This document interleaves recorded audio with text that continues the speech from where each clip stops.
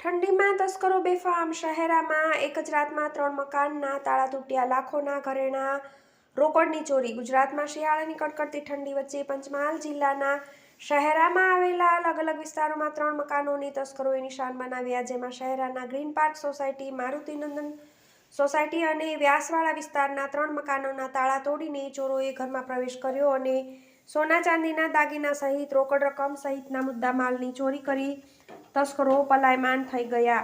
કડકડતી ઠંડી વચ્ચે તસ્કરો સક્રિય. મળતી માહિતી મુજબ પંચમહાલ જિલ્લાના શહેરામાં શિયાળાની કડકડતી ઠંડી વચ્ચે તસ્કરો સક્રિય થયા છે, જેમાં ગઈકાલે શનિવારની મોડી રાત્રિએ ઠંડીનો લાભ લઈને શહેરામાં 3 અલગ અલગ વિસ્તારમાં બંધ મકાનોને ચોરોએ ટાર્ગેટ કર્યા હતા, જેમાં શહેરા વિસ્તારમાં ગ્રીન પાર્ક સોસાયટી, મારુતિનંદન સોસાયટીના 2 મકાનોને સહિત વ્યાસવાડા વિસ્તારના 1 મકાનમાં તાળા તોડીને તસ્કરો ઘરમાં ઘૂસ્યા હતા.